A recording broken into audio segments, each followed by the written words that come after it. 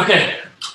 Good afternoon, everyone. If we could continue to follow the same format for these press conferences, if you wish to ask a question, please raise your hand. And as always, we'll make sure the full recording of the press conference is sent around this group later this afternoon. If we could kick off with Vinny O'Connor, please, from Sky.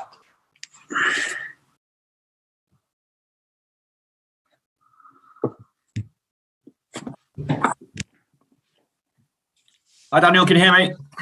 Yes, Vinny, all okay. Okay, let me just get back. There we are, good.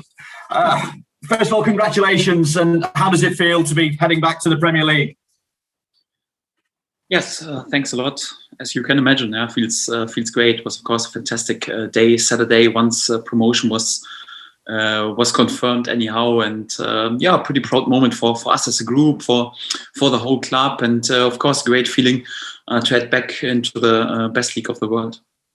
Can you put it into context what an achievement it is to be able to bounce back the way you have in making an immediate return to the Premier League? Yes, first of all, since years, not one team was able to finish in the direct promotion ranks straight away after relegation. So we are more or less, at least in the last 4 years, the first side who is finishing in the top two. And I think just one team was able to return back straight away, Fulham last season, by using the playoffs, and that says a lot about how difficult it is also to bounce back, and especially for a side. We just spent 1 year on Premier League level with a pretty young side and without spending any money. So we were not an established Premier League side like, for example, Watford or Bournemouth, who went down together with us for that.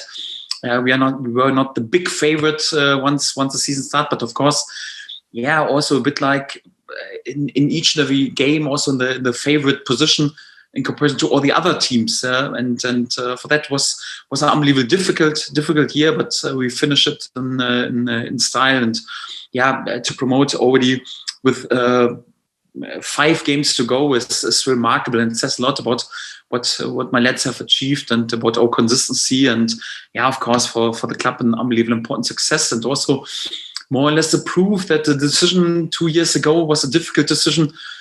More or less to invest a bit more in the mid and the long-term future of the club, and not just to risk everything for one Premier League season.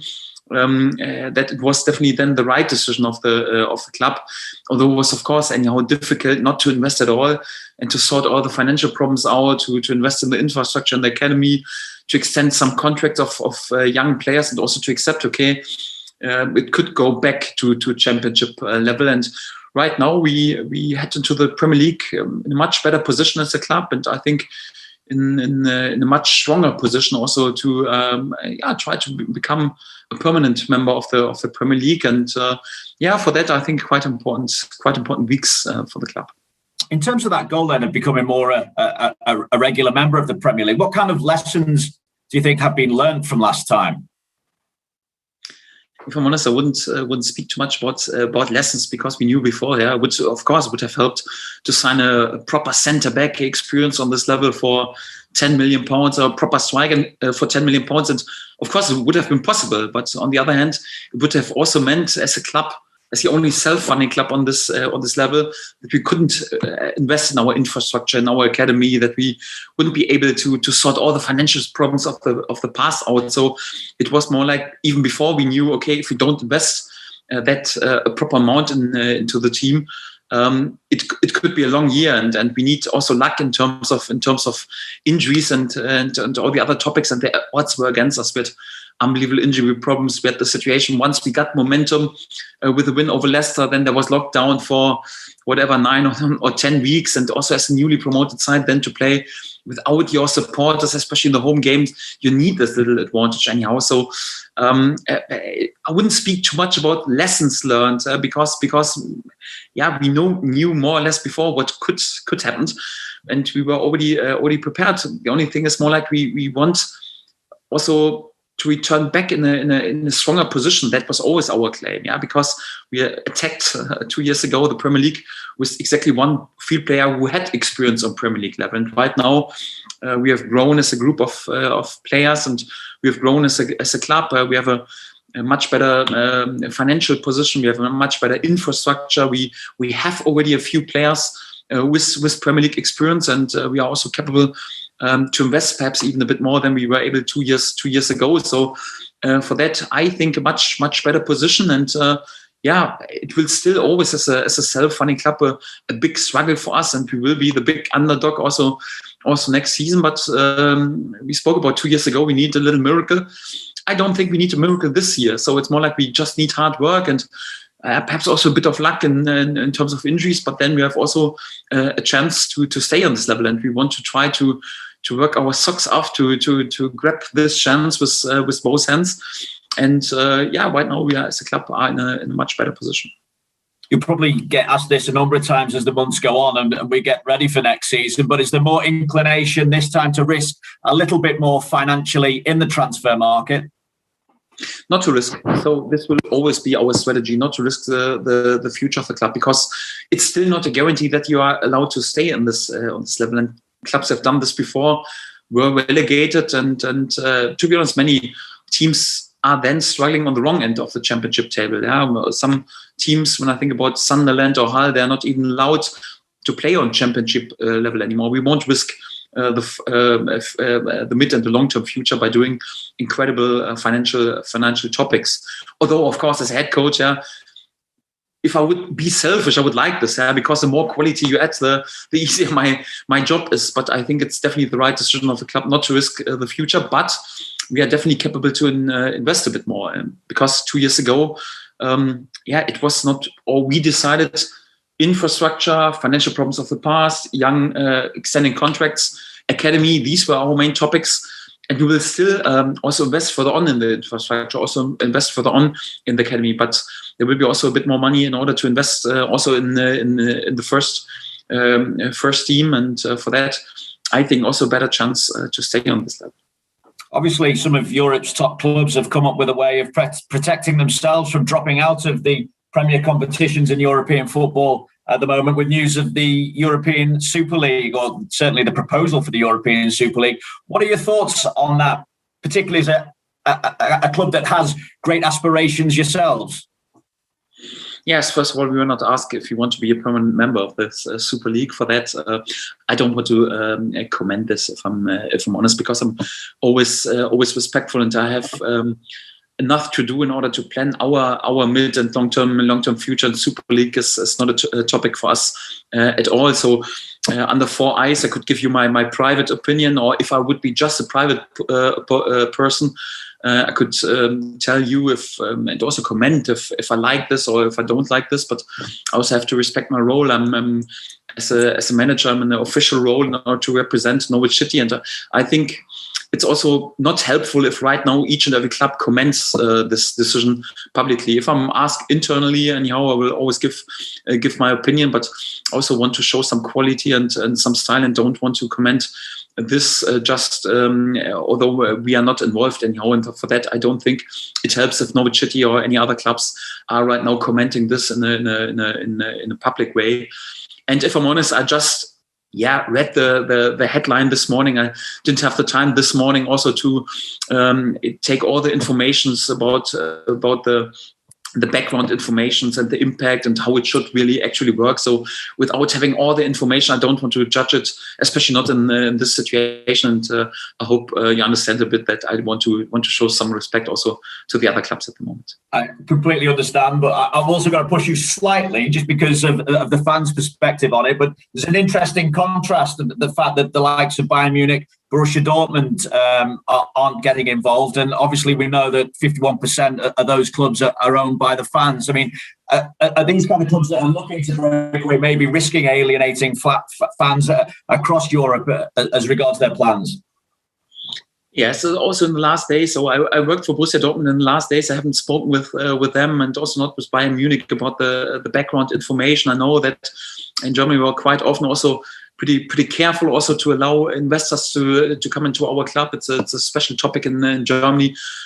So for that, again, I don't want to comment it too much, and it's not so much my topic. Although I've got a German passport, but I also don't know the background information what has happened with Bayern or with Dortmund. For that, I also want to be respectful and without having the complete knowledge, it makes no sense if I just speculate about the decision. So for that, hope you have you understand my point. And you certainly have to refocus very quickly, because I'd imagine you're relatively greedy. You want a bit more. You want to finish top of the table this season. So you've got a game to prepare for now. Yes, that's right. And was, of course, a bit difficult because the promotion didn't have an impact for our game that much the other night against Bournemouth, because we had a good training week. We didn't celebrate too much before the game. We were focused on the game, and I think we showed this also like with a perfect start actually into the game. And then there were some tough decisions against us, and then in the end we found it too difficult to win this game because of this. To play an underload against such a good side for 70 minutes was then a bit too much, and I also had to substitute our main striker Timo Pukki with some problems, and Grant Henley, our big leader in the defense, had to play further on with injuries, and so it was a bit too difficult. And of course, and right now a quick turnaround. I also need to allow my players also to value and to celebrate a little bit promotion, because once you don't value and enjoy these big moments when you write history as a club, and you just focus on the next target, at one point you will use your motivation, because you also need to enjoy and to value what you've done at some point. And for that, yes, it was, of course, and especially on Saturday and Sunday, not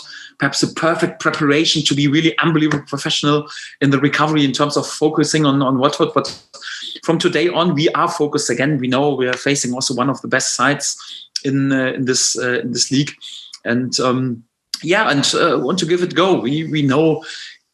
Yeah, even if this game is perhaps not perfect for us, we still have the best chance even after this game, whatever happens tomorrow, also to win the title. Yeah, and if we can be there with a good result tomorrow, yeah, even better. So for that, we are also greedy to finish it in style. We are already promoted, and yeah, of course, we are also right now greedy also to win the title. What would it mean to you to lift that trophy at the end of the season?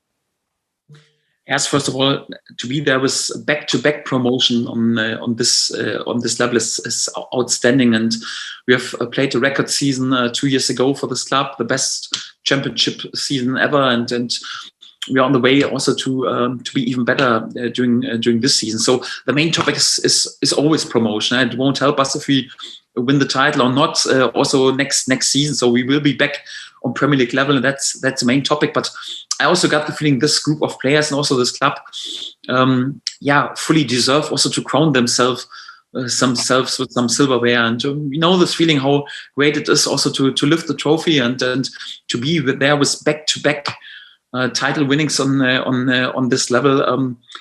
Would be, of course, outstanding, great achievement. And I'm not sure how often this has happened in the history of the championship, at least not for Norwich. And for that, would write another chapter of club history. And of course, we are all greedy and highly motivated to do this again. Right, so for just one final thing, because it's obviously a massive talking point today as well, just the Jose Mourinho's departure from Spurs. I wonder what you made of that one, and maybe whether you were surprised or not when you heard the news today. Yes, I heard the news, but it's a bit the same like my comments to the Super League. So I wouldn't want any other club to comment our decisions or our planning here at Norwich City. I think it wouldn't be respectful, and for that I also totally respect other decisions at other club. Yeah, Tottenham is a top class club, and I think it's not classy and not full of style if I right now comment any developments. And this club, I have to say, we have a great relationship to Tottenham. Not just because Oliver Skipp is on loan from them, but our talks with them are always great. We have a great relationship, and for that we totally respect each and every decision. On a personal level, of course, it's always sad when it comes to an end for a manager and he splits way with the club. And I have to say, so Jose, is without any doubt one of the most successful coaches ever in this game. He has has won so many titles. He was so successful, and I have to say, I always like to talk with him. And we had last season a situation when we played 4 times against each other within just 6 weeks. We had 2 league games, the FA Cup game, and also a friendly during lockdown, and we have a great relationship. And for that, it's always then a bit sad that I can't face him then next season at Tottenham. But yeah, of course, and wish him all the best for the future. He's and will always be one of the best coaches in this game, and he has my full respect. But I won't comment any decisions of other clubs. I wish you all the best once again, Daniel. Congratulations as well, and thanks for your time today. Thanks a lot. Thank you. Switch it off. Yes. Thanks, Vinny. Okay, we go to Tom Williams, please, from the BBC. Tom. Hi, Daniel. Can you hear me okay? Hi. Hi, good to see you. Did celebrations go long into the night on Saturday night amongst the players? It was all right. I was thankfully capable to sneak away a bit earlier. I'm an old man, and I was looking forward to be on my sofa and to enjoy this a little bit more quiet. But of course, I joined also the celebration in the beginning, and what I've heard. So yeah, of course, the lads were buzzing and all in a great mood. But what I've heard. It also finished all okay and not over the line anyhow. It was just a night full of joy and celebrations, and rightly so. It was fully deserved, and they needed to do this. And these nights are sometimes also unbelievably important for the upcoming weeks and months. If I'm more honest, so if you have these moments together as a group, anyhow, this helps you then also sometimes then to show resilience when there are some tough times, and there will be some tough times during next season.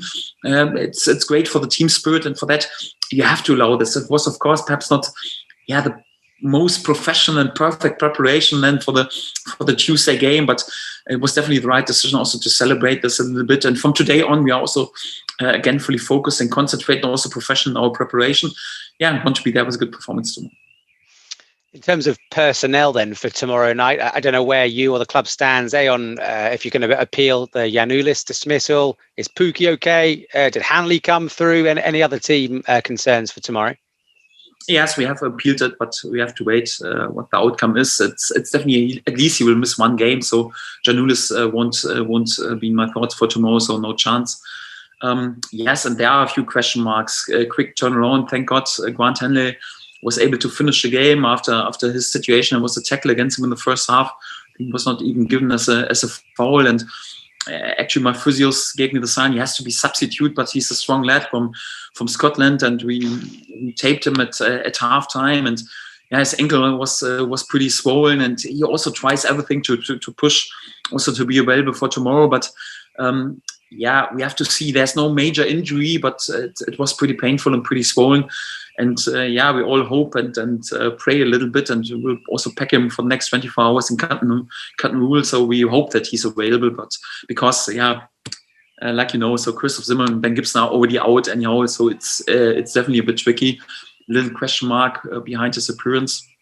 Also, Timo Pukki also had to substitute him after a hit on his knee. It was swollen. He couldn't move and sprint anymore. So.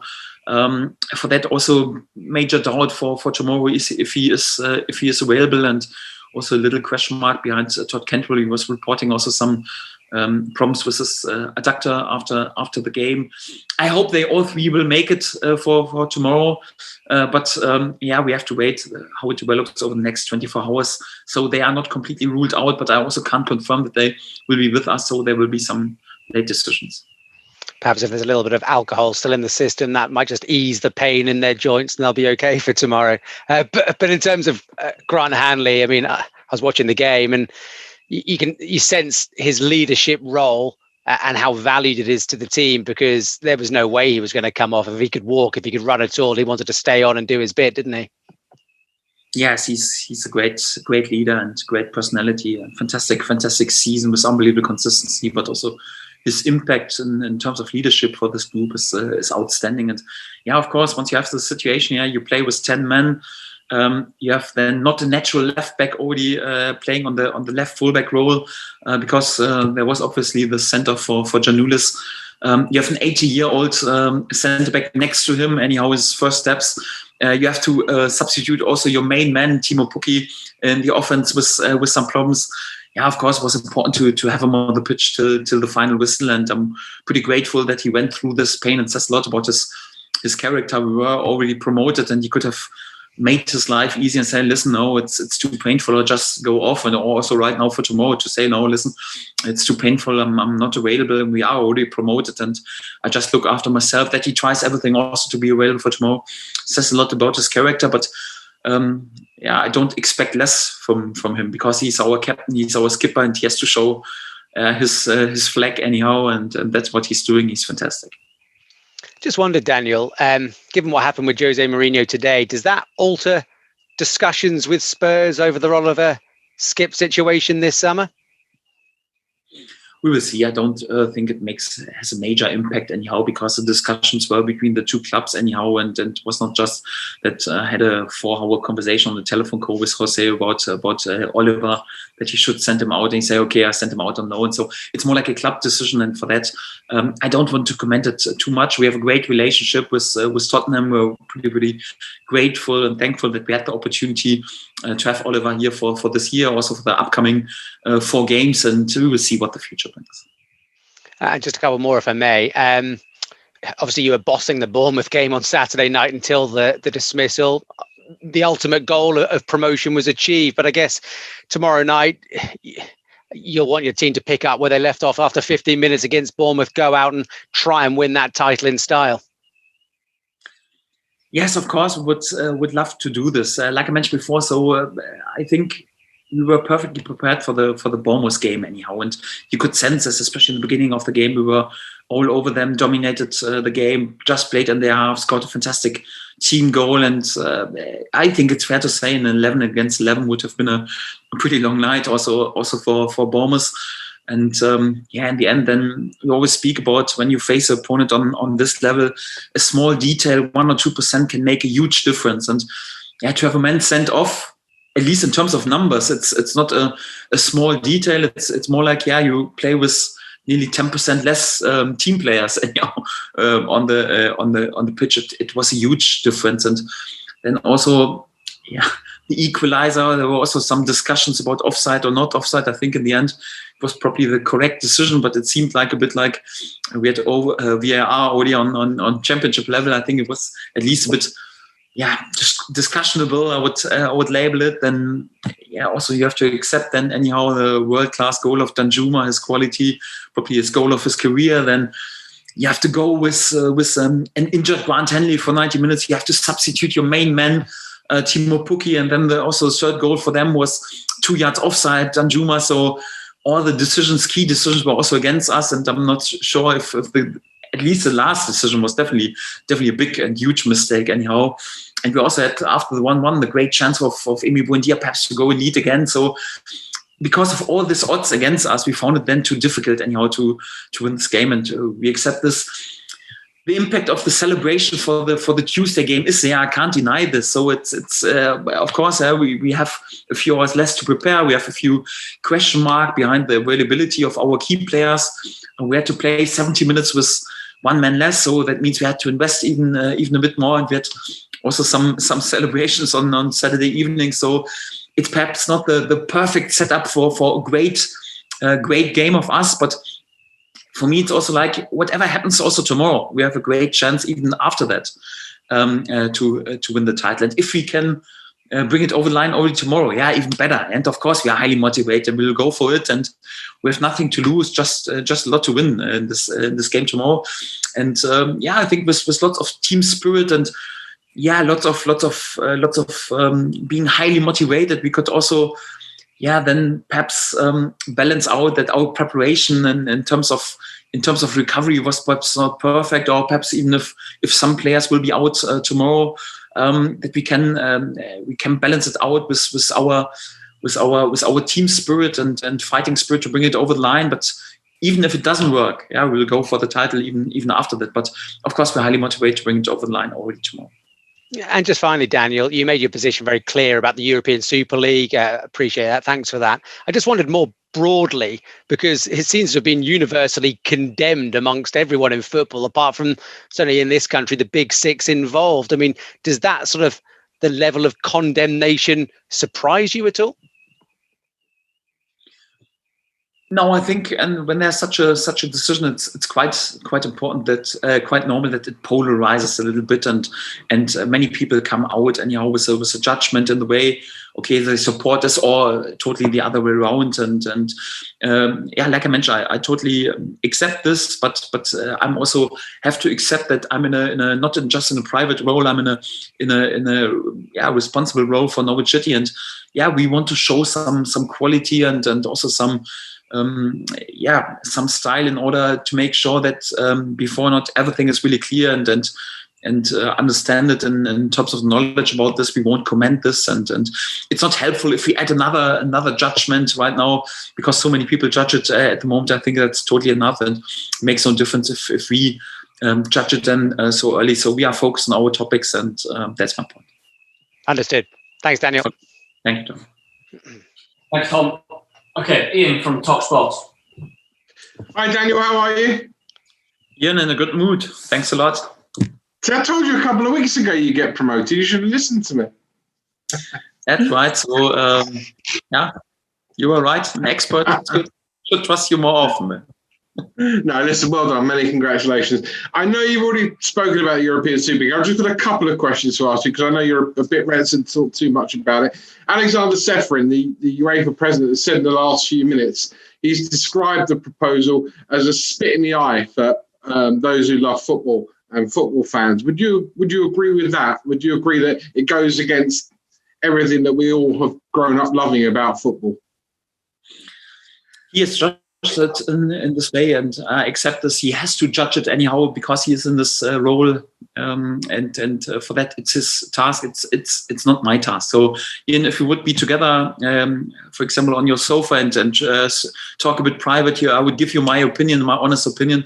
But again, so I won't make any public comments about this decision, and that's my point. I hope you understand it a little bit. I do. Just one more thing. Players have been banned from the European Championship and the World Cup as well, if they play in this. I mean, do you think that will help clubs like yourself in the Premier League who aren't in the European Super League in attracting international players that maybe would have not gone to Norwich before, with the knowledge that if they went to a bigger club like a Chelsea or a Liverpool or an Arsenal, etc., they wouldn't be able to play in the World Cup if they come and play in the Premier League with yourselves? So in a sense, does it help the standard in the Premier League for the other clubs? If I'm honest, I really just read the headline and the main information this morning, and there was also no time for me to think about all the background information and about the impact that it would have then for the normal league season anyhow. So, and also not for what impact it would have for the other clubs. So if I'm honest, it was a bit too short term because there was so much stuff to do also this morning, and in a few weeks' time, we can also speak about the impact and what I expect then, perhaps a little bit about it. But if I'm honest, I don't want to speak too much about the impact and to judge it before we really have all the knowledge. I think it makes no sense just to speculate right now. I have to admit that I haven't read all the details about the impact and about how it should work that carefully. And for that, I want to have a bit more knowledge before I really judge it, how this could have an influence for us. In terms of your squad for next season, I think I'm right in saying now that you're Ben Godfrey. You're now obliged to buy Ben Godfrey from Burnley. Is that right? Ben Gibson, you mean? Yes, Ben Gibson. Going mad, get my Bens mixed up. Is that right? He's played a requisite number of games now that you're obliged to buy Ben Gibson. Is that correct? Yeah. So in general, it's up to Stuart Webber to speak about all these topics anyhow. But Ben Gibson will be with us next season. Yes. And would you be hoping, despite what's happened at Spurs today, that they would let you have Oliver Skipp for one more season? I spoke about how much I value Oliver Skipp, and he was a key man also in our success during the season. He was fantastic. We were pretty grateful and thankful that he was allowed to help us also during this season and played this major role. But we also fully accept that he's a Tottenham player, and it's not in our hands what happens with his future. But yeah, as you can imagine, you know how much I value and I rate him, and he's a fantastic player. Of course, I would like to work further on with him together. But we also totally respect that he's a Tottenham player, and I think it's important to respect this. If Saturday was a slightly bigger game in the end for Bournemouth than it was for you, because you were already promoted by the time you kicked off, so it was maybe a slightly bigger game for Bournemouth. Is tomorrow an equally big game for you and Watford, because you want the title, but Watford want promotion? I think probably the pressure is even a bit more on Watford, because whatever happens during this season right now. This season will be an unbelievable success. To promote and to finish in the direct promotion ranks is an unbelievable success for us as a club, and no one can take this away. And even if we want to be successful tomorrow anyhow, but even if we are not successful, we will be, even after the game, straight in the best position also to win the title. So for that, we can't lose anything tomorrow. We just can win. And yeah, for that, perhaps the pressure is even a bit more on Watford. But I'm also not interested in playing mind games or something like this, and to speak about they have to deliver. No, there are two really good sides. Two will go 2-2 and try to win the football game anyhow. And I expect a really good game. And for that, we are respectful. We know that Watford has a pretty experienced and a really good side. And I'm pretty sure that small details will be crucial tomorrow. Who wins the game? And for that, we are highly motivated. And I don't think that the pressure will have too much of an impact tomorrow, if I'm honest. Just a couple more. How much is 100 points a big motivator for you to win the last 4 games? So I know you want to win them anyway, but it's always nice, isn't it, if your team can be champions and have 100 points? Yes, of course, but we're not too addicted to the statistics. So the main topic was promotion. Second topic was direct promotion. So we have done this. Third topic, yes, that's a title anyhow. So these 3 topics are quite important for us. Yes, and if we can then break some records, club records, and in terms of clean sheets, or perhaps the best defense is still possible. Perhaps 100 points, and would be great. I would take this. But our focus is just right now just to win the title. And finally, now you've actually won the title, I can ask you this question. What was the big turning point? Because you came back into Project Restart, obviously in a different league, but without fans, and it didn't go well. And you started the season with a couple of results that were against you, but then suddenly something clicked in your team, and you went on a run whereby I think only for 1 week Brentford had been top. Otherwise, you've been top the entire season. What was it that suddenly made you and or your team click and get back into the rhythm that's got you into the chance of winning the title? I think there was not one clear turning point. I think important were our decisions in the summer anyhow. So also to keep some of our key players, but also to bring the right players in with the right mentality to add some fresh blood and some new energy, and also to show some leadership really from the beginning. Also really from the restart in terms of training. It was more or less expected a little bit that the first weeks would be a bit bumpy, because we didn't have we didn't have a summer break, we didn't have a pre-season. We had the impact of the international break. 2 weeks, the players were away before we played our first game, and the impact on our game was, of course, even a bit more, because I think we had to send 16 players away, and our first opponent, Huddersfield, anyhow. Yeah, perhaps 1 or 2 anyhow, and it went further on and a bit like this. And also a few players need a little bit in order to get over this hangover. And it was clear that the first weeks were a bit bumpy, but we were never nervous. So it was crucial to be there with the right decision and the right leadership in the summer. And I think this was the key moment. Once again, many congratulations on promotion and what looks like being the title as well. Thanks a lot, Ian. Thank you. Thanks, man. Okay, Andy Watt from MyTV, please. Hi, Daniel. Massive congratulations. Really well done. We saw some fantastic scenes in the dressing room. Do you think any of your lads have got a second career as a singer in the future? John Hugel is really good. It's unbelievable. So he was fantastic. All the others, sometimes my players are a bit overconfident. So it's more like they thought they would win. More like all the song contests anyhow. But it's pretty questionable if the quality was top class. But I have to say, Jordan Hugill, he could win many contests. So he's really fantastic. It's interesting you mentioned Jordan Hugill because he's been a player that hasn't played probably as much as he would hope this season. But how important have players like him been for the team spirit? Key player for me. So I don't rate a player just because of his minutes, and also because of his impact. That we can't win a title or promotion just with 11 players anyhow. And for me, a key player and also a leader in our dressing room, and one of our main topics why we were promoted, and not just because he played an unbelievable amount of minutes, but he was there with crucial goals. He was crucial for the spirit in the whole dressing room. He was crucial to hold the competition high, a role model also in his behavior, because he works always in each every training session his socks off. He's there for his teammates, and for me, one of the leading players in our dressing room. I'm pretty pleased, and we have several of this, and I have to praise my whole group.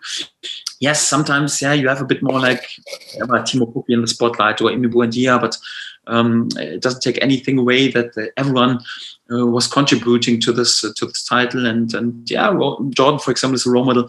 I'm absolutely happy with what he has done, and he has really more or less like overfilled my expectation even before the season starts, and I'm pretty happy with him. He's a top player and top character, and we're all happy to have him.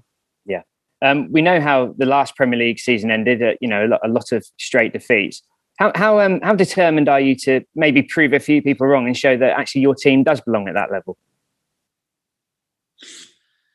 It's not like my motivation is not like to prove people wrong. So it's quite normal, when you don't know all the details, you don't have all the information about our setup as a club. Yeah, of course, if you just have a look on the statistics and say, okay, why didn't we spend more? But you don't know that we are a self-funding club with unbelievable financial problems in the past. Yeah, you would say, why didn't they sign a new striker for 5 or 10 million pounds anyhow, or a centre back? And I'm not angry if you don't have the really concrete knowledge anyhow to judge it. And I think even the season 2 years ago was unbelievably important for us as a club. And even although, of course, we would have preferred to stay on Premier League level anyhow. And but like I mentioned, all the odds were really against us in the season, and we need a little miracle. And then with having unbelievable injury crisis, especially on our defense position. And once we had momentum, then we had the lockdown anyhow. And as a newly promoted side to play without your supporters in the home games, the odds were a bit too big for us. But I think we still worked also on our reputation. We had also some great nights with great FA Cup run, with great wins over Man City anyhow, over Leicester. We had great performances and got also lots of praise anyhow, and we know that we have taken the right decision as a club, especially for the mid and the long term future of the club. And for that, our only motivation is to keep going and to keep doing what we believe, and that's our topic. Yeah, and finally, considering how last season went, and also the fact we're in a pandemic, does this promotion mean even more than last time? I think last time was unbelievably important for the club, because we could speed up our growing. We could speed up more like our development as a club. And I think without promotion wouldn't have been possible to spend that much on the infrastructure in the academy, also to sort all the financial problems out. It was unbelievable crucial. But the fact is that we are right now in a much better position, and also have, I think, better chances to finish in a better position. It's not a guarantee. We are still one of the biggest underdogs in this league, but I think it's still much more likely that we have a chance to stay in this league in comparison to 2 years ago. Brilliant. Well, let's hope so. Thank you, and congratulations again. Thanks a lot. Thank you. Thanks, Andy. Okay, Jim. Hi, Daniel. Many congratulations. I suppose, Daniel, when you look at last year in the Premier League, and one of your direct opponents that came up with you, Aston Villa, they barely finished ahead of you. They were secure, but that summer they went out and they recruited Ross Barkley, they recruited Ollie Watkins, and now Aston Villa have established themselves as a Premier League side. Is that the really goal next year, to finish like Aston Villa, first season up, guarantee your safety, and then push on and add investment? Are they a sort of a role model in terms of how you survive in the Premier League? No, with all respect to our club, but we can't compare ourselves with a club like Aston Villa. So they have the potential to be even one of the European giants, if I'm honest. And once they were promoted, anyhow, I think in the summer they spent £150 million, and then also 30 or 40 million pounds in January. So, and they, I think, were able also, like on the last or second last game day, to secure that they're able to have a second season on Premier League level. So it can't be our way. I'm full of respect for what they have done. It's a great club, but our way has to be a different one. We are a self-funding club. We don't have the financial possibilities like Aston Villa. For that, it will be always a bit more difficult. We have to be a bit smarter, a bit more creative in our recruitment about what we do as a club, and we can't compare us with a club of such a potential. And it just showed last season. So Aston Villa, they nearly spent 200 million pounds, and they just secured their place in the Premier League for a second year on the last game day. It just says a lot about how competitive this league is and how difficult it is, especially for a club who will nowhere near to be there to spend such an amount of Aston Villa. And we try to go our way. Of course, we try also, especially to stay after the first difficult season on this level, and then you can grow as a club, and then you can develop. But we'll never be able to make such big steps in like Aston Villa, because we don't have this financial background. I think we also have to stay realistic, and we have to grow a little bit slower. We have to take the steps a little bit slower and have to accept this. So if we just pretend to be more than we are, it makes no sense. So it's quite important to stay realistic, but nevertheless we are also ambitious, and I want to make sure that one day we're also an established Premier League side. Daniel, lastly for me, I know it's been asked a lot, and I really respect your opinion on the European Super League, but I just want to take another angle on it that hasn't probably been asked you. We all know, for growing up as an Argentinian or a Brazilian, it's the dream of those players to play in a World Cup. It's the be all and end all. And if FIFA do row in with UEFA and say that these players can't play in a World Cup, could we see anarchy? Because you imagine a Brazilian footballer, an Argentinian footballer, that's all they ever dream about is playing in a World Cup. If that's taken away from them, could we see a player revolt? Like I mentioned, I don't want to comment this. So at the moment, we have no current Argentinian or Brazilian national team player. For that, it's not so much my topic. And again, so I haven't read this really that carefully that I can already judge the details and the impact. So for that, it's not a topic for me at the moment. And there will be time to speak about this, but not for us at the moment. We have much more things to worry about this, and I hope you respect this. Cheers, Daniel. Thanks a million. Thank you, John. Jim, thank you. Other Jim from the PA, please. Hi, thanks. Hi, Daniel. Congratulations Hello. on promotion. Daniel, you mentioned earlier about the looking to, obviously to strengthen the squad, but also how important is it this summer that you again retain the nucleus of the team? Sorry, I didn't hear the line. To retain the core players of the squad that have got you up next season. Yes, of course, it's quite important to keep the main part of the group, this the basement, anyhow, and of course, want to keep our best players, want to add some quality. But we'll see how the impact is, and anyhow, so I can't confirm right now that all our players will stay with us. So it's also not the plan. So it's definitely that we also need to add some quality players, and for that, there will be also some outgoings. That's I think that's quite normal. But of course, we want to keep our key players. Sometimes it's not always in our hand, because we have also some players on loan anyhow. So we have to wait how it develops, for example, with them. But of course, we want to have the strongest possible squad next season. Are they difficult conversations for you then? Say if one of your players comes to you and says, "Look, I've helped you get up, but I don't really want to help you trying to stay up again." Well, we will see. So, if I'm honest, of course, there was some planning in the background, and once promoted was confirmed, we started already right now also to go into this communication, but it was also a bit too early. So we're just promote on Saturday anyhow, and we also allow the players right now also to enjoy this feeling and to be buzzing. I think it's quite important, and also then to go in a bit more intensive discussions internally with them, with the club anyhow, and then to make some decisions. But the decisions are not made yet because there was such a quick turnaround since promotion was secured, and it will develop over the next weeks. And what have you learned about yourself from your experiences over these past 2 seasons? What can we expect from you next season when you go back into the Premier League?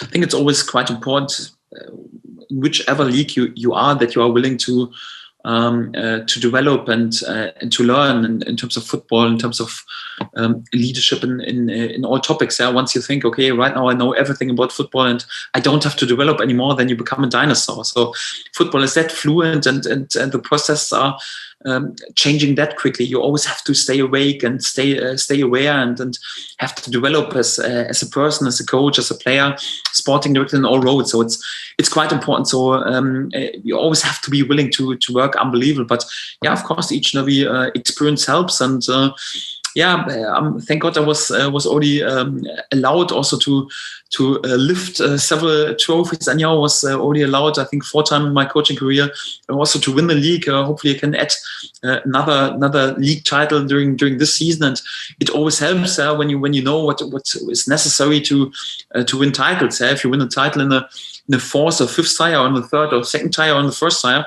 always the same process. It helps. And also what it needs in order to stay in this league. Anyhow, if you're involved in relegation battle, sometimes you learn out of a positive outcome, but also out of a negative outcome. So you always have to be willing to learn, to develop, and that's what we're trying to do each and every day. And finally, unfortunately, it doesn't look like we're going to be able to have the same opportunity that you did to go around the city to celebrate with the fans. Is that maybe the only thing that's put a little bit of a dampener on this season? Yes, of course. It was a strange season, and I think about so many moments when we would have had really great nights and great days together in the stadium. And once Carroll Road, for example, a 7-0 win against Huddersfield, or late winners in several games. Anyhow, I think Carroll Road would have been nearly exploded, and we missed this moment. And also that we don't have the chance at the moment that we can celebrate with our supporters. It hurts. It nearly causes physical pain, if I'm honest. But I'm pretty sure that also once everything is a bit more relaxed and a bit easier, and we are over this strange pandemic times, and our key people will also find a way in order that everyone really can value and celebrate together. And this is for sure. One day we will definitely have the chance to value this promotion. That's great. Thanks very much for your time as always. Thank you. Thank you. Thanks, Jim. Michael. Thank you, Daniel. Nice to see you, Jim. And congratulations, Daniel. I haven't spoken to you since last week, so well done, obviously. Just a couple from me, if I may. Obviously, you've worked with Ollie Skip pretty closely now for a whole season. And I don't want, this isn't about you telling Spurs what to do, but when you look at where he is, do you see him as someone who is ready for regular Premier League football? Or is it actually a case of if he was in Spurs squad next season, you can see him as one of those players who can just step up to the environment that he's training and playing in almost?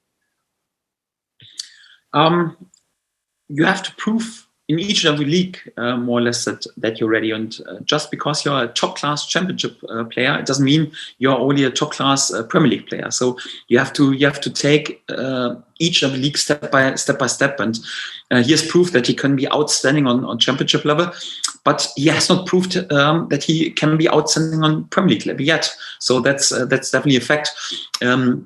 If you ask me about his potential, I totally back him and trust him that he will become a top class Premier League player one day, because he has all the skills from the football point of view, but also from his personality. But he has to prove it. So it's always the same. So we're not speaking just about potential, whatever. You have to prove it anyhow. And he has all the skills. If he is ready, already to show this on a level that is necessary for Spurs, Tottenham has to decide. So I definitely would back him that he can play already on Premier League level, but he has to prove himself that he can make an impact even on this level, and we'll see. So I will always back him because I like him and rate him a lot. But it's up to him. So he's pretty close right now also to show this on this level. We'll see what happens in the future. Brilliant. And one more, and I know the table doesn't necessarily reflect this, but would you say this has been a season where the three teams that have come down have really looked, at a level probably above the Championship in terms of what they've been able to do? I know the other two clubs have had obviously various issues and they've had to make a few changes and adjust to things, but generally, if you were to write the Championship down on paper, you could see it as being a season where those three, because it could be the first time they all go back up as well, let's be honest. Yeah, it's impressive, you have to say so. Also, the consistency of all these teams, it's never easy after relegation.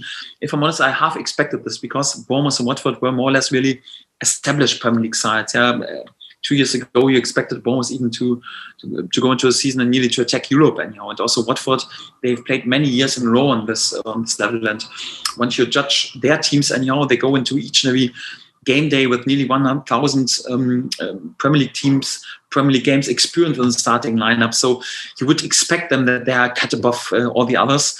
We are perhaps even a bit of a surprise, if I'm honest, because our experience on top level is not that high for like Watford or Bournemouth. So for that, it's perhaps even a bit more impressive what my lads have done and have dominated this league so far, and that we are able to finish at least ahead of Bournemouth. And we'll see if we are also capable to finish ahead of Watford. At the moment, we're in a good position. So just means that what my lads have done during the season is outstanding. And I think it's more, a bit more a sign of what we've done. Top stuff. Cheers, Daniel. Good luck tomorrow. Thank you. Thanks, Michael. James. Hi, Daniel. James, hi.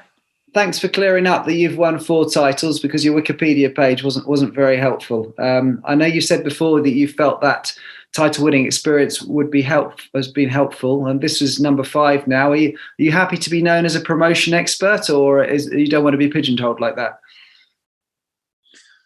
I would also take a title on the top tier, so it's no problem anyhow. So it's more like if I judge this anyhow, so it's of course different in each league, but the processes for the team and also what you have to show, title-winning mentality, consistency, not to be too carried away after win, after a fantastic night, to keep going again even more after setback, not to be nervous anyhow, to bounce back also straight away with a win, to create a title-winning atmosphere within the setup.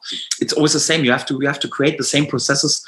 If it's the 4th, the 5th tier, 3rd, 2nd tier, or the 1st tier, so it's always good that when you have this experience, what is necessary to win titles. I'm pretty sure that next season will be not so much about a title for us on Premier League level. I would take it if it goes to this direction, but I think there are some other skills are also quite important. I have also experiences on this level. So I've also finished as a runner-up. So good experiences also when you sometimes finish as a runner-up, to make sure, okay, there is a difference between title-winning runner-up. You know then exactly what is necessary to do. And we had also the experience of relegation last season, but also was several times successful in the fight against relegation. And it's always important to have this experience also as a coach. And hopefully it will help us also then during next season. You sound quite optimistic generally looking ahead to next season. Is that fair? I mean, there could be some clubs in your position who've already experienced the Premier League, finished bottom, it's been difficult, who might have certain reservations about another crack at the top flight. But from the way you're speaking, there's no evidence of that. I always try to be realistic, if I'm honest, and perhaps it sounds optimistic because our judgment 2 years ago was not in this way. We spoke about actually. We are the biggest underdog of all times, and we would need a miracle because this was just a fact, and we will still be the big underdog also next season. And I know this. We are the only self-funding club on this level, and we can't spend that much money like what other clubs have done. But in comparison to 2 years ago, we are in a much better position, and this is just how I rate it. I know it will be still unbelievably tough, and we will still be the underdog. But I got the feeling we have a good chance to finish in a better position than we did 2 years ago and or last season. And if this will be enough to stay on this top level, we will see. So it will still be difficult for us, but we'll try to give it a go. We can't change and can't pretend more than what we are. So we are a self-funding club. We don't have the financial opportunities like bigger clubs on this level, and we don't want to make more out of us than we are. We're not pretenders. We're pretty realistic, but we want to go with our opportunities and with our tools, and we'll try to make the best out of our situation. Thank you. And lastly, you've referenced the fact the players deserved a good night on Saturday night, and it sounds like they did have one. I remember when Leicester got promoted a few seasons ago, actually, they then lost their next match 4-1 at home to Brighton, and there were definitely a few hangovers on show. I mean, what were the players like in training today? I presume any hangovers should have gone by tomorrow night.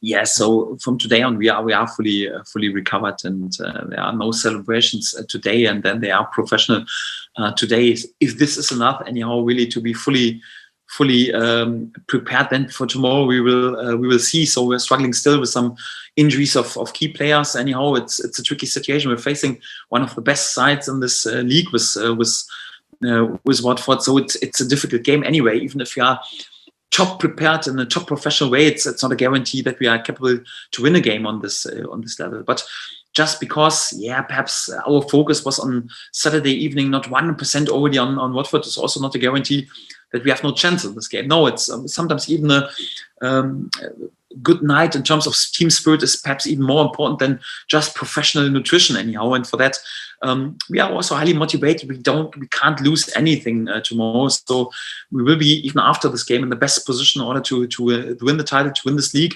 And if we can be there with the top result tomorrow, even better. So we go into this game and we'll enjoy this game and try to make the best out of it. Thank you. Thanks a lot. Thanks, James. Okay, Paddy. Daniel, how are you? Paddy. Yes, still in a good mood. All good. Yeah, it's turned into a bit of a long one, this, so I'll keep it relatively brief. I'll ask you one on ESL, but not. You've clearly stated your position. Respect that. You don't know enough about it. You don't really want to speak on behalf of the football club. But does there need to be a swift resolution to this now? Because you're right when you said earlier that you're not directly impacted as a club because you're not been invited to join. But if there's a scenario where 6 clubs leave the Premier League or are asked to leave, that does have implications for the other clubs who are left next season. So does it just need to be resolved now as soon as possible? Yes, again, I don't want to comment it too much because I don't know really. I just read the headline this morning anyhow, and we had so much stuff to do, and really I haven't thought that carefully already about the impact. And I like really to judge things when I really know everything about the impact and the definite depends. Of course, right now there have to be discussions in order to find the proper solution anyhow. But again, I don't want to judge it too early anyhow. We can speak about the topics perhaps in a couple of weeks anyhow. Once the dust has settled and I know have really all the information. I think it would be too soon right now to be there with a public announcement to this topic, if I'm honest. Okay, understood. Back to Giannoulis, sorry. What grounds have you appealed that? Because obviously in these cases, it normally almost has to be, I don't know, mistaken identity or whatever. I mean, why do you feel there's a potential chance you could get that reduced on appeal?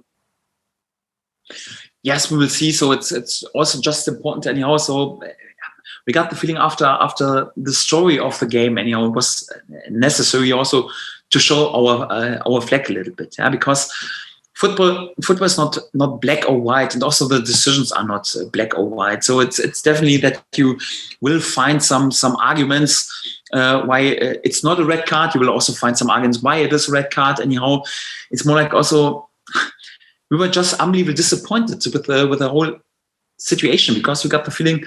It was a proper night of football, anyhow. Saturday evening, floodlights are on, Sky game.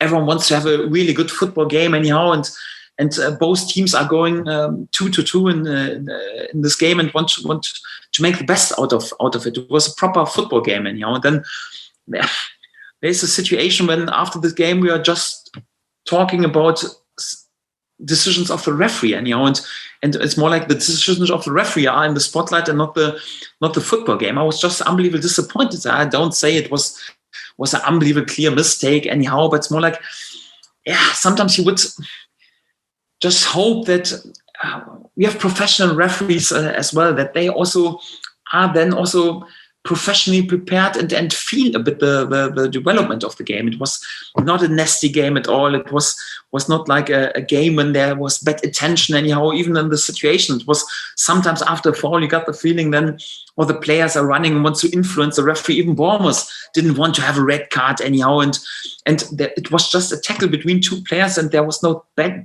intention at all in the scene. It's also Pearson, for example, I rate this player. I like this player. He's an aggressive player, and no complaints about him at all. But I think even he would agree.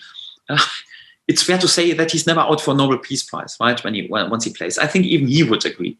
When he watches TV. And Dimitris Giannoulis, he has many skills, but if you can criticize him on one topic, you would say, okay, perhaps he's still even a bit too soft for English football anyhow, and he still is on the way to adapt to the physicality of this game. And you have then really probably one of the fairest player on this planet, at least the fairest left back on this level, and they both go into the ball, and one player is perhaps a little bit early on the ball, the other player a little bit later. And I got to think, come on, sense the situation, and also a little bit that there was no bad intention, it was no tactical foul, it was no major impact, there was no injury anyhow.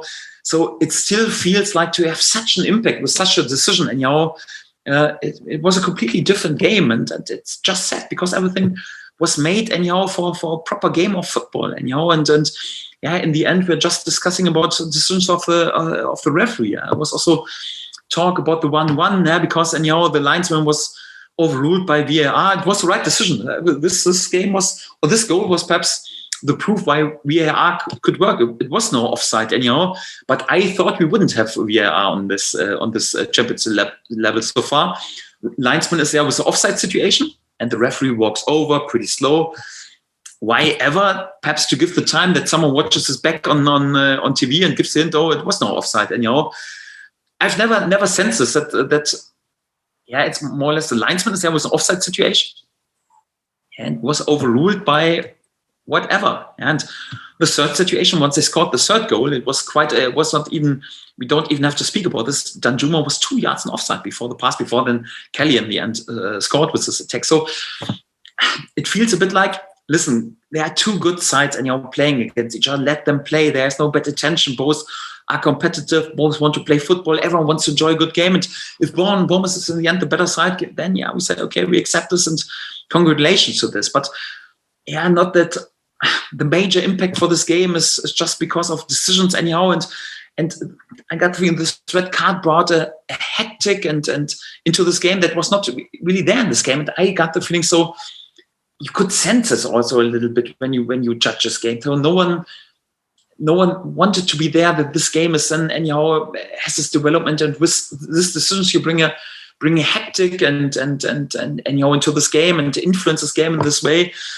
I just wanted to wish a little bit more feeling for this game again. So don't complain too much about the referee, and you would also find some reasons that it's more like, perhaps it was a bit unnecessary to go into this tackle. If Pearson would have been this one moment too late, you would have said, okay, it was not unnecessary for Pearson to go into this tackle. So if two players go into a duel, it's quite normal. There one is there a little bit too late, but there was no bad intention. There was no tactical reason behind. There was no nastiness in the whole game. And then to be there with a red card anyhow, to be that much, it's always a bad sign when after a game everyone is just discussing about the referee and his decisions and why this red card, why the confusion with the equalizer, why the wrong decision with the third goal anyhow. It's always good when we speak about football, and this is also like the message we want to send without complaining too much anyhow. And then the referee tries his best. I totally respect what he wants. Mike Riley anyhow is doing a great job in terms of bringing them on the top level. You just would sometimes hope for a bit more, sensing how the game develops, if it's a nasty game or if it's a proper game of football. And we got the feeling this game started on such a top class level. Why this influence on this game? Yeah, I mean, you don't need to come back to me, but there was a challenge, Adam Smith on Grant Hanley, which wasn't that different really in terms of two fully committed players. And clearly Grant came off worse there, and that wasn't even a free kick. So anyway, we'll move on from that one. But final one. Sorry, by the way, Grant Henley, actually, he is injured, and he played further on injured during this game. He's doubtful for tomorrow, and not even a foul was given. So I don't ask there in this situation for a red card or for a yellow card. And it was also like two players go into the ball. My player touched the ball a bit earlier. There was a bit nasty tackle, anyhow. Yeah, come on. If there is bad intention, you feel this, or the game is really getting greedy, anyhow, then it's good to set a sign with the card, anyhow. But this game was so fair, so respectful. Even Bournemouth, they didn't ask for a red card, and then to set yourself that much into a spotlight, I think it's always the wrong decision as a referee. Yeah, but I also understand he can't be there and say, listen, it was a mistake, and also Mike Riley can't come out and say, listen, it was a mistake, anyhow. But more like, yeah, you just would feel a bit more consistency in this decision, and to feel the game. Yeah, enough said. And just final, just clarify, Daniel, Adamida, is he in your thoughts for tomorrow? Is still a little bit too soon for him for the 18? Yeah, actually, it would be too soon, but let's see how it develops with Timo Pukki. Let's see how it develops with Grant, also with Todd Cantwell. So it's good that he's back in training, and at least he's available. Okay, great. Good luck tomorrow night. Thanks, Daniel. Cheers. Thank you. Thanks, Paddy. And finally, Phil. Hi, Daniel. Congratulations. I'm sure you've been getting lots of congratulations from other managers all over the globe. Who have you heard from? People in the Premier League and in Germany? Yes, Germany, Premier League, Championship. Everyone was more or less there, and many respectful words to what we've done. It's great when you achieve messages, telephone calls, really of people who have so much knowledge and also so much reputation in this game, and many congratulations. Was great to achieve this. Well, we know you weren't singing or running around in your pants like Kenny McLean. So how were you celebrating once you left the lads? On the sofa, coffee, cake. You know my attitude. Very relaxed. And are you a lot more relaxed with the players? We know they've had a bit of time off and time to enjoy it. Is that going to be your message now for between now and the end of the season then? You know, you've trained them hard all season. It's been a very long season for lots of them. They know their jobs. They've got to this point. Do you just let them get on with it from now on in? Yes, they don't want to cycle around just for the next 3 or 4 weeks and just to enjoy the sun, and they want to work hard further on, and we want to win the title right now. This is our topic, and we have enjoyed this, and we'll have also some time to celebrate it, celebrate perhaps even a bit further on. But from now on, we're just focused on winning as many points as possible, and we also want to win the title. So that's the next step. What have you made of Watford? I mean, their recent form, bar the weekend, has been exceptional. Yes, they had they were in a great run of form, but it's a championship. In this league, everything can happen, and you play all 3 days. And if there is 1% less concentration or perhaps one decision against you, then everything can happen and can change the world in football. So I think we started, for example, into the Bournemouth game. Probably the best 20 minutes of our season. We were all over them. Great team goal, and got the feeling. So there was could be the best performance of the season, and we play them out of the park. Then one moment can change the whole momentum. Little mistake of the referee, a little mistake of my player or whatever, or a moment of magic of some of the other players. So in football, it's never a guarantee that you win football game. After football game, you always have to deliver, and this was happened to Watford, but doesn't take anything away that they're top side. They're in a great shape, and it will be a difficult task for us. Obviously, one of the changes that will come back in when you're back in the Premier League. You mentioned all the refereeing decisions that happened at the weekend. VAR, you'll have that again. Is this a good thing or a bad thing? People still haven't made their minds up. It depends. For example, when it's used to make sure that the equalizer, for example, against us is correct and it's no offside, then it's in the sense of the game. It makes sense. But the processes have to be right, and it has to be used in a perfect way. I think our referees and they try everything in order to do this in a perfect way. We're still working a bit on the processes. I think we can still improve it a little bit. But hopefully also by next season we have achieved already a higher standard anyhow, and then we could also help. We'll see how it develops. But we're all human beings. I'm pretty sure there still will be some mistakes at any point, and we'll discuss about this further on. And we can't change it. just finally then, I know there was talk a bit earlier on about role models in the Premier League. What teams can be role models for Norwich City? Because, you mentioned pretty much everyone throws money at the Premier League, whether it works, whether it doesn't. Norwich haven't got the money to do that. So who are the role models? Yeah, it's a bit like football coach. Yeah? When you're working on this level, you don't have a role model anymore. And it's the same with football clubs. It makes no sense to say, listen, we want to copy one club. We are special. We are pretty unique, and we can't copy any other club. So we have to work with our identity, with our DNA, and also to accept what we are. So to make us not smaller, but also not bigger than we are. And yeah, of course, we are the only self-funding club on this level. We have to be a bit quicker, a bit smarter, a bit more creative. We have to take perhaps even a bit more risks. Yeah, of course, in the way you work and in your values, also in the way you want to play, you can speak about, yes, also want to be as good as Man City, for example, is in possession, or some other teams are there in terms of their defense, or some other teams are there in their mentality. But we are Norwich City. We don't want to copy anyone. So for that, we will go with our DNA. And if anyone wants to copy us, we take this, but we will just go with our way. Top man. Good luck tomorrow. Thank you. Thank you, Phil. Thanks, Phil. Thanks, everyone. As always, we'll send the recording round later this afternoon. Thank you.